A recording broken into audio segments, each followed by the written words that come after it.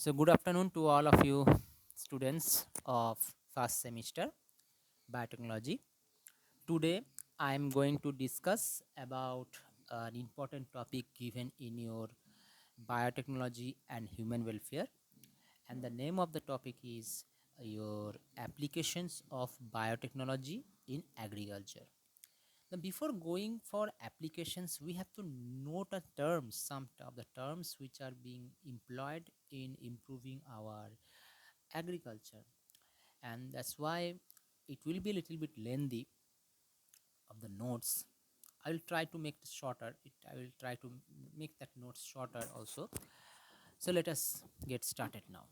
So it is saying that there have always been efforts to improve upon the plant characteristics by controlled sexual breeding within the same species.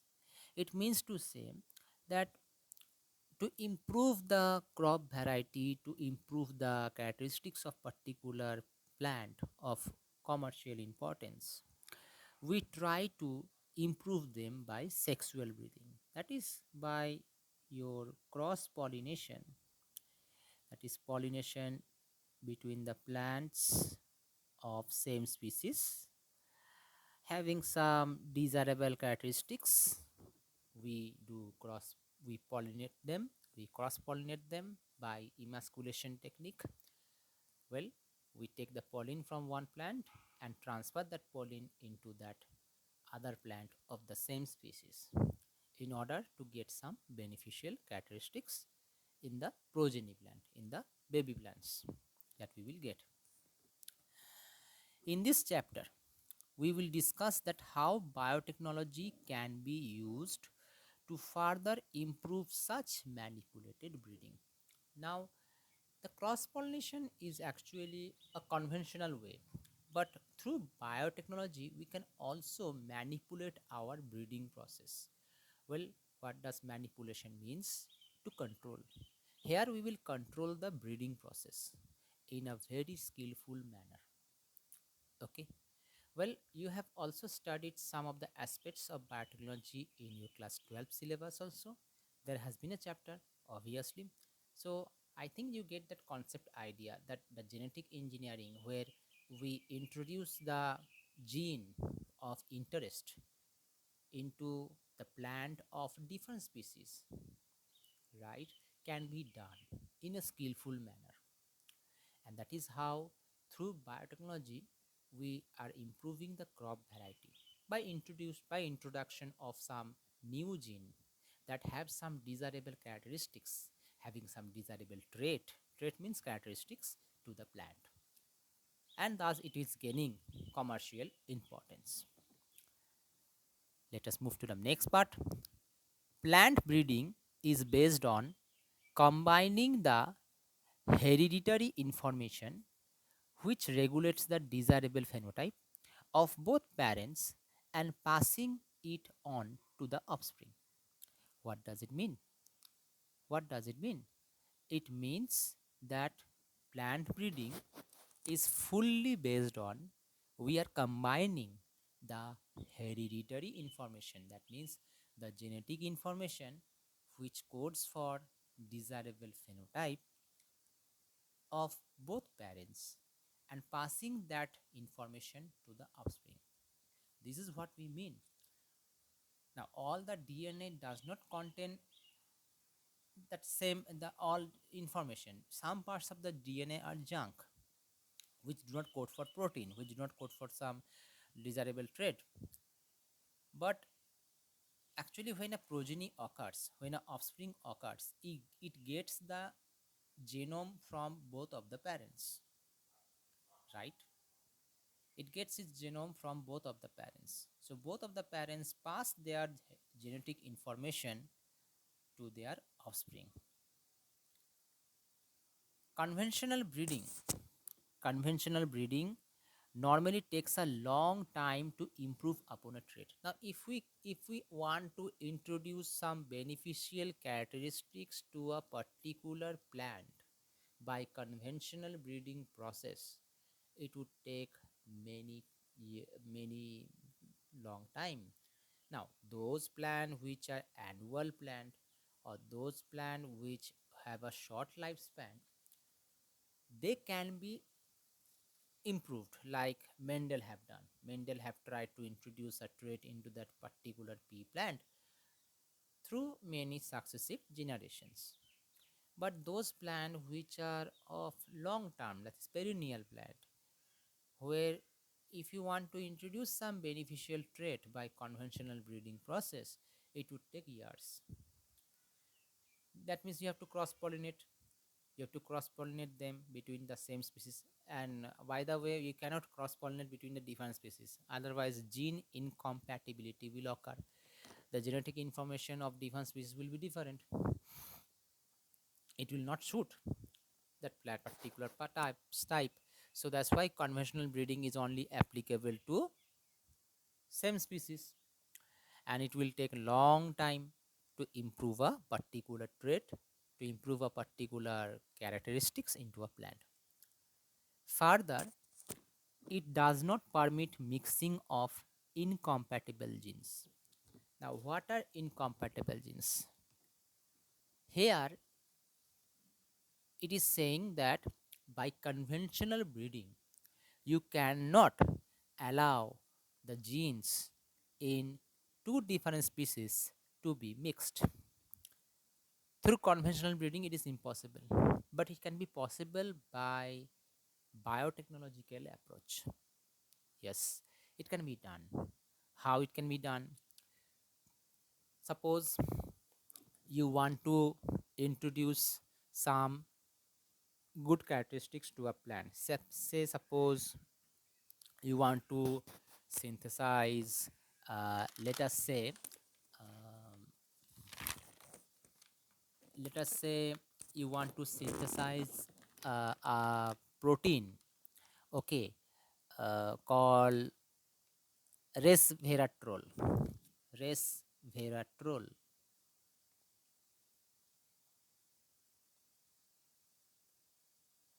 Okay, suppose you want to synthesize this protein. Okay, now this compound called resveratrol, it acts like a antioxidant and it protects your plant body against the damage, against the cell damage, right? So in order to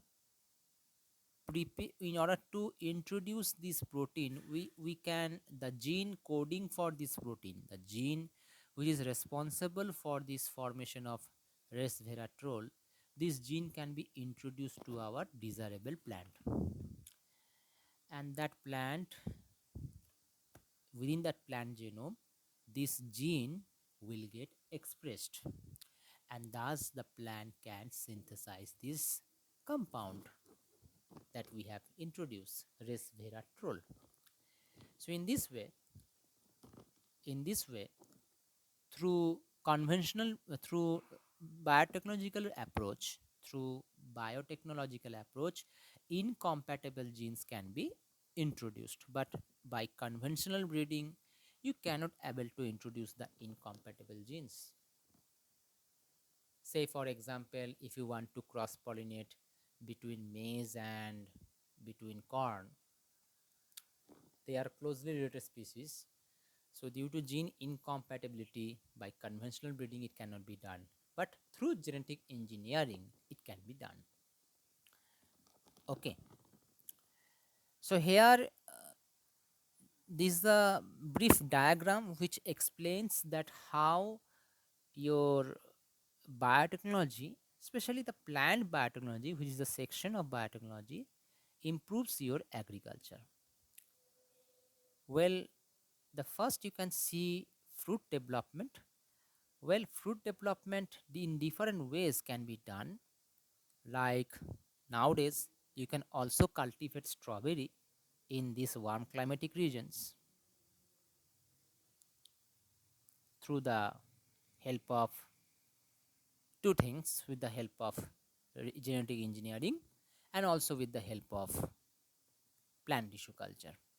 Well, plant tissue culture is a group of techniques where we try to develop a plant asexually, that means without any sexual reproduction. We are growing millions and millions of plant from a single part of a plant called as explant. Explant can be a leaf, it can be a nodal segment, meristematic region of the plant, which is used in plant tissue culture for the development of many plants within the laboratory within short period of time and space, irrespective of seasonal variations. There may be seasonal variations, summer, monsoon, winter, spring, but still we can grow that plant within the laboratory. Okay. Now, like for example, I have said strawberry plant can be produced. Second is there is another type that I can say about fruit development is your flavor saver tomato. Flavor saver tomato. Now, flavor saver tomato it is little bit different from normal tomato, because in flavor saver tomato, what we do, the gene which is responsible for causing softening of the skin of potato, the due to skin softening, tomato gets easily damaged when it becomes ripened. So in flavor saver tomato, what it has been done, the gene which is responsible for causing softening of the skin of that tomato, that gene has been inactivated. How it is inactivated? By the process of antisense technology. Now, what is antisense technology? I will say just after when I will get into through it in this lecture. Um, let us we will discuss them later on. Okay. So, more way through which fruit can be developed through plant biotechnology, through biotechnological approach. Then role in brewing and melting. Role in brewing and melting. Well, these two terms, brewing and melting, are actually related with your alcoholic beverage production.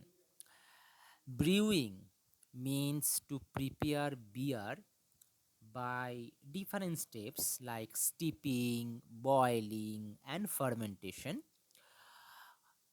Okay, by fermentation approach. Whereas malting, it is a process of steeping, germinating, and drying the grains, from where you will prepare beer, you will prepare alcoholic beverages. Okay, and during melting, what we do, it is the first step where we grains, we convert the grains into malt, malt. In melting process, we try to dry the grains, we germinate the grains and dry the grains and convert that grains into a malt. Malt is a germinated cereal grain which has been dried. And from this malt, I have written mat. It will be malt. And from this malt, we will prepare our alcoholic beverage like beer production. Okay, just after melting we go for brewing process. So here also, with the help of biotechnological approach, we are converting our grains into malt, and then we are preparing for alcoholic beverage production for commercialization. Next is given here, developing disease resistant plants, herbicide resistant plants, and stress tolerance plant. What does it mean? Well, through biotechnological approach, we can make this type of plants. How? In a simple manner. Well, theoretically it is simple. First, what we do, we have to identify the plants which are affected with particular pest or particular disease. Okay. Then we will identify the pathogen which is causing the disease. Now, against that pathogen, we will try to see that which of the proteins are responsible for providing resistance against that pathogen. It may be from obtained from different organisms, and then the gene which is responsible for that resistant protein, that gene is introduced into the target plants who are getting affected. And how the genes are introduced? Well, it cannot be introduced in a simple manner. It can be introduced through the help of carrier molecules called vector, through the help of carrier molecules called as vector, like plasmids, like plasmids. Plasmids are extracellular double-stranded circular DNA which are capable of independent replication, and they are found within the bacterial cell. Now, within these plasmids, we can insert our gene of interest that will provide you resistance against that pathogen, and then it is introduced to the plant cells for its expression and also for its cloning, so that more and more genes can be cloned into the host cell, and thus it will provide that protection. Okay, let's see. I will give an example based on this how you can produce such type of pesticide or insecticidal plants or disease resistant plant. Let us see. So let's give an example now. I have to find out the white side. Okay, I get the white page here. Okay. Now there are some certain larvae of insects which is related to the family of Lepidoptera, Lepidoptera, Diptera, and Coleoptera.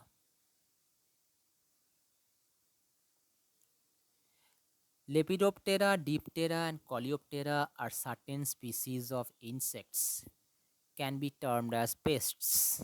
Now, you know about pests, those who harm the crops, those who cause harm the life of human in humanity, human places, they are termed as pests. Like mouses can also be called as pests, cockroach can also be termed as pests, mosquito, right? So plants have also some pests, crop plants, and those insects which are termed as pests for the crop plants are of Lepidoptera origin, Diptera origin, and Coleoptera origin.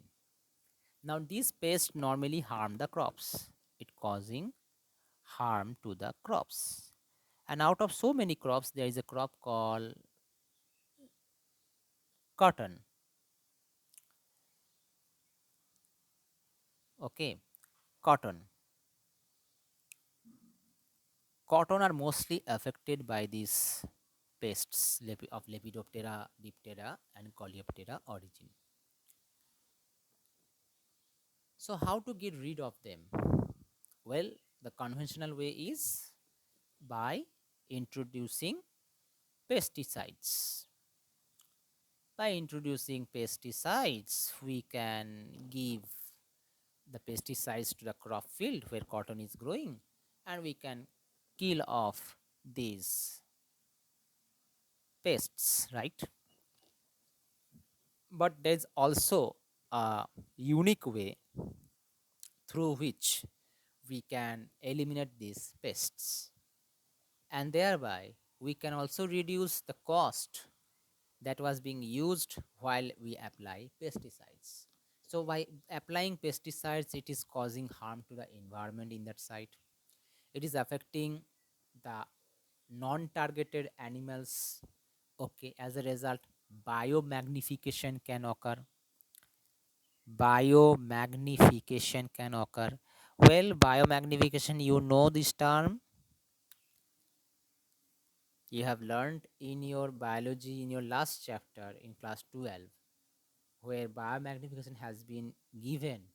in your water pollution part, where one organism is consuming the particular pathogen, and when it is passing on through the food chain, the concentration of that pathogen get increasingly doubled. Okay, so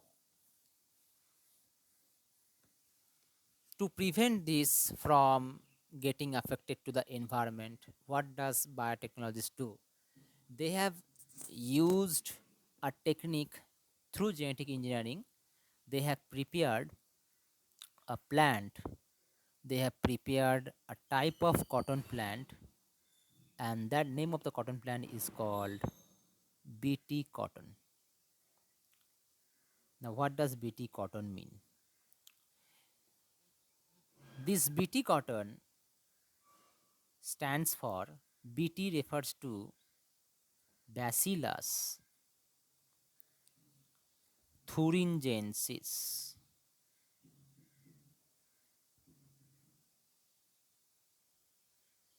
Bacillus thuringiensis cotton. Actually, Bacillus thuringiensis, which is found in soil, this organism can produce a important insecticidal protein called cry protein. Cry protein, or sometimes is also called as ICP, also insecticidal crystalline protein. Now, this insecticidal crystalline protein affect the pests of Lepidoptera,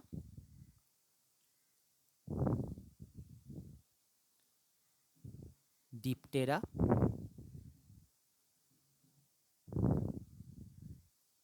and Coleoptera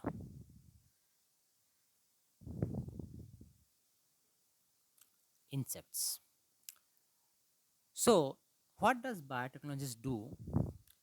They have isolated the gene responsible for insecticidal crystalline protein. This gene is isolated from Bacillus thuringiensis. Then it is introduced to the cotton plant. That means the cotton tissue, the cotton plant tissue. Okay, it is introduced to the cotton plant tissue, and it can be done by two ways, either through the help of plasmid with the help of vector, the carrier molecule, where we insert our gene of interest and introduce them to the host plant. Here host plant is a cotton tissue. Then with the help of plant tissue culture, that tissue is further grown to form a whole new plant. Now that plant has this gene properly expressed, and that plant will provide resistance to the pests.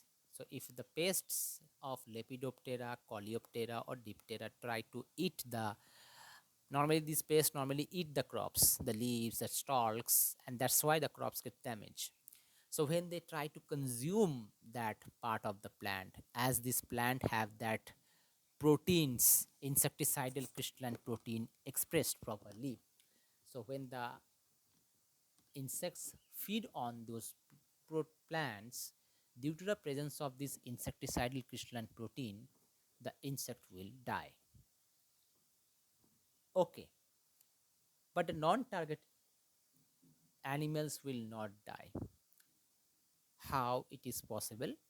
Well, this insecticidal crystalline protein can only gets activated at alkaline pH. At alkaline pH, this insecticidal crystalline protein only gets activated. So most of this insecticidal crystalline protein are active when there is an alkaline pH. The alkaline pH within the insects of Lepidoptera, Diptera or Coleoptera origin have a pH of 7.5 to 8.5. Right. Now, due to which this insecticidal crystalline protein gets activated. Now, this active form of toxin, this active ICP, this active ICP gets itself inserted into the membrane of gut epithelial cells. Gut, sorry. It enters to the gut membrane of epithelial cells. So within the gut epithelial cells,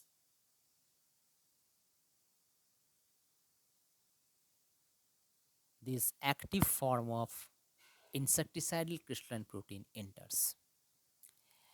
And this protein, what it does is when this active insecticidal crystalline protein enters to the gut epithelial cell, it causes the formation of ion channels where there is excess loss of cellular ATP.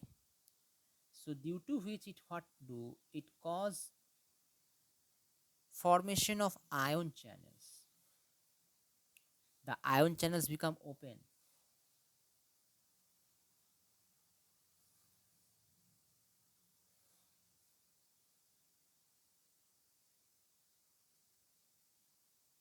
Formation of ion channels that leads to loss of ATP. And you know, if there is a loss of ATP, what will happen? As a consequence, the cellular metabolism stops, because most of the case we know that the cellular metabolism depends on ATP for its whole process to occur. And as a consequence, as the loss of cellular ATP occurs, the insects will stop feeding and they become dehydrated and eventually they die. Right? Now, it has also been mentioned that this Bt toxin opens your cation selective pores. That means it actually opens the channels specific to your cation, which are the positive charge ion channels within the membrane, and leading to inflow of cations into the cell. And due to excessive entering of cation into the cell by active transport, it causes osmotic lysis and destruction of the epithelial cell, and finally causing death to the target insect. So this protein has many roles. That's why through genetic engineering we can introduce this Bt toxin gene into the tissues of the target plants, so that that particular plant become resistant against these Lepidoptera, Diptera or Coleoptera pests. But this Bt toxin gene is not toxic to the animals or human beings. Why? Because the in our gut, in our gut, we have acidic pH, right? We don't have alkaline pH. Even the animals have acidic pH. And for the activity of this protein, it requires alkaline pH. Second thing, our alimentary canal is quite large. Before this protein enters to your alimentary canal, it will get degraded quickly. And third important thing is that some specific protease enzyme is needed. Some specific protease enzyme, which are protein cutting enzyme, it actually cause cleavage, or you can say cut, to specific peptide bonds within the protein chains.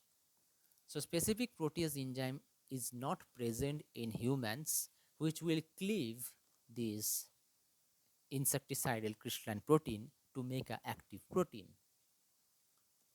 So in this way, you can see that how plants can be providing resistant against certain insects, certain pests, right? So in this way we can improve the crop plants, right?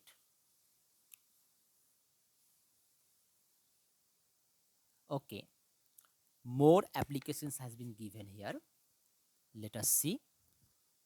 Increase nutritional quality. Well, before that, I also want to say something about these stress tolerance plants. So, stress tolerance plants are actually developed to protect the plants from biotic stress or abiotic stress.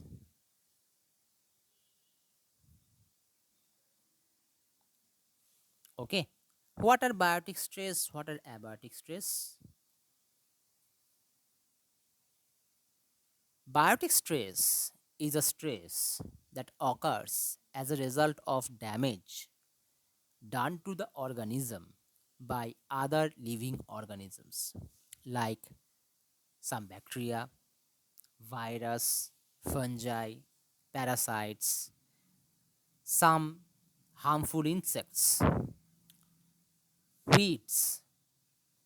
Okay, they what when they cause harm to that particular plants, they then we called as biotic stress. And abiotic stress means it is the negative impact of non-living factors. So, when non living factors are negatively impacting your living organisms in a specific environment, that is called abiotic stress. When non living factors are causing negative impact on living organisms in a specific environment, that is called as abiotic stress, like drought, salinity in the soil, excessive salt in the soil, acidity in the soil, low or high temperatures. That means extreme temperature conditions can also lead to abiotic stress. Then eventually plants will try hard to grow on that environmental condition, right? So plants can be prepared by against these biotic and abiotic factors to make stress tolerance plants through this plant biotechnological approach. Okay, increase nutritional quality. Well, many plants are developed to increase the nutritional quality in the food, right? Like, for example, if I give you here, it has been mentioned here. Okay, wait for a minute.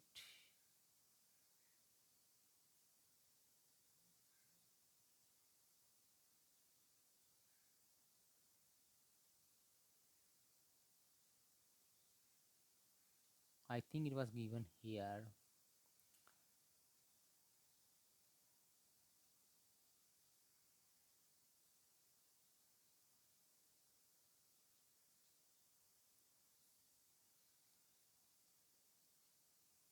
Yeah, here it is. So there is a term called golden rice. Here it is written. This golden rice was actually founded by Professor Ingo Potricus and Dr. Peter Bayer. Ingo Potricus and Dr. Peter Bayer have developed this golden rice technique. Not it is not technique; it is a crop rice plant which has greater levels of provitamin A or beta carotene. So these rice contain rich in beta carotene, right? Now about one third of our world's population are dependent on rice because rice is the main staple food which is fed throughout the world. And rice does not contain essential vitamin. It contains starch, okay, some of the amino acids also contain, but it is deficient with beta carotene. It does not have any. source of vitamin A. As a such, vitamin A deficiency occurs throughout the worldwide, particularly those people who are only dependent on rice. Now, to overcome this vitamin A deficiency, it was proposed that we can genetically engineer the rice plant, and we try to express the beta carotene gene, this beta carotene gene, into the plants, rice plants, to produce golden rice. Well, due to the presence of this beta carotene in the rice plant, the color of the rice becomes yellow or orange in color. Okay. Normally, to produce golden rice, we require three genes that has to be introduced into the rice plant. And the name of these three genes are phytoin synthase, phytoin synthase. Second is carotene desaturase. Okay, I have to go for broaderly. I have to zoom it in to write the names. So first, what I have said, phytoin synthase. These genes has to be introduced. Carotene desaturase,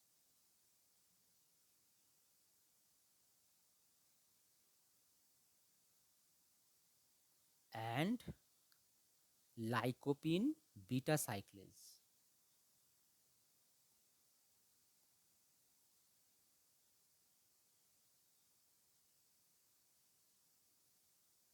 So these three genes, these three enzymes, the genes responsible for these three enzymes has to be introduced to the rice plant, rice plant genome, for proper expression of the beta carotene. So normally through through a metabolic process, by introduction of these three gene, we can prepare our golden rice, which is rich in provitamin A. Now, normally it took about 7 years to insert these three genes properly by biotechnological approach for developing the golden rice. Okay, so you can see that how we can improve the nutritional quality of the food by biotechnological approach, right? Then it is saying about vaccine production in plants. Well, we can also produce vaccine from the plants. Okay, vaccine can also be produced in the plants, as your plants are the rich source of antigens for immunization of animals. That's why genetically modified plants may be developed to produce antigenic proteins or other molecules. Now, if we can able to produce the antigen, if we can able to produce the antigen within the edible part of the plant, that means the part of the plant which we will consume or which the animals will consume, that are called as edible part. So if we can able to target to produce the antigen in an edible part of the plant, it could prove to be an easy and effective method of delivery system for antigen, and thus indirectly we are actually produce vaccines from plants. Now, potential applications of this technology would include efficient immunization of humans and animals against the disease and control of animal pest.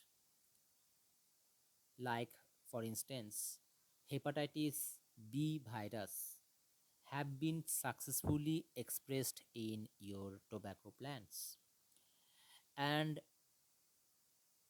that is used then further to immunize the mice, right?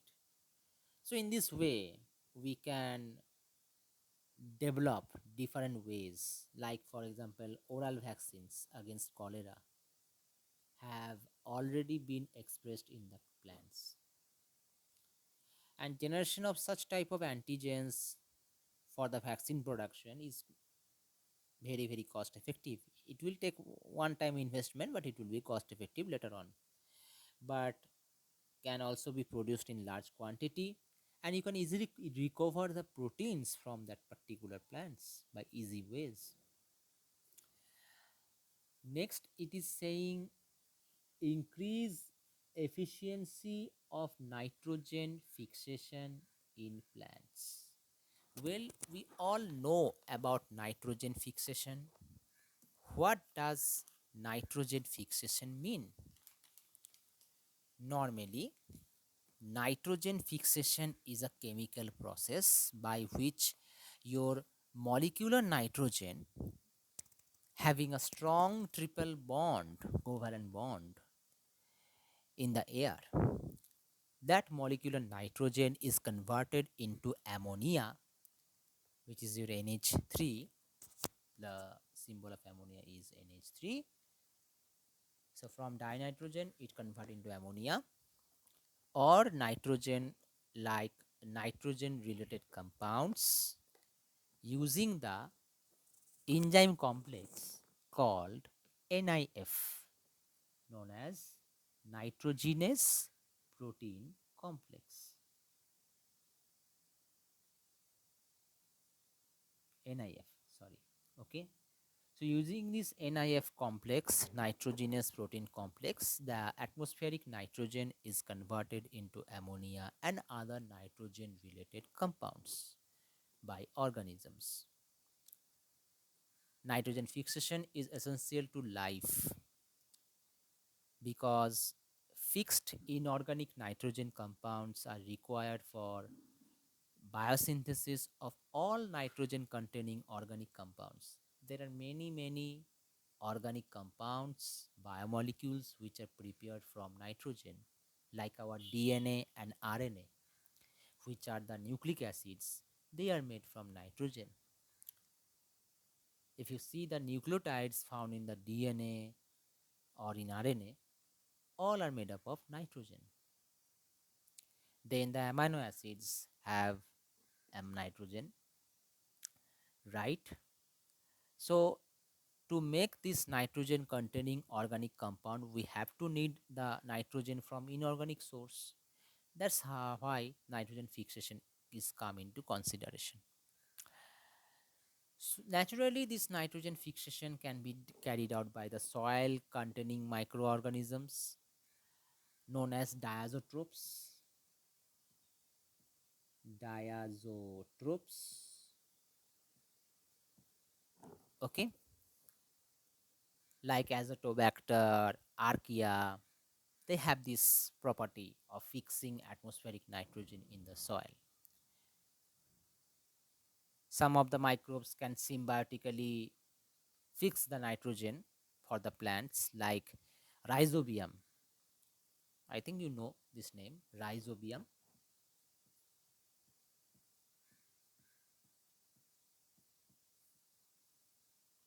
Rhizobium. Rhizobium. Rhizobium can fix the atmospheric nitrogen in the roots of leguminous plants like soybeans, peas, beans, pea plants, etc. Through biotechnological approach, we can increase that nitrogen fixation by increasing their efficiency. So we can introduce such genes which will more causes that NIF genes, the nitrogenous complex, the nitrogenous protein complex genes, to more catalyze the conversion of nitrogen into ammonia or other nitrogen related like compounds in a very efficiently way.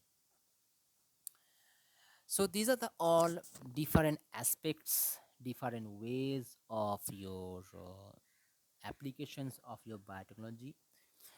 In the next lecture, I will try to discuss these all of these things one by one. Some these things I will repeat actually in a more way. And that's all for today's lecture. If you have some doubts regarding this first lecture of how these applications of this plant biotechnology or biotechnology in agriculture, you can ask me in the WhatsApp group. Okay, so that's all for today's lecture.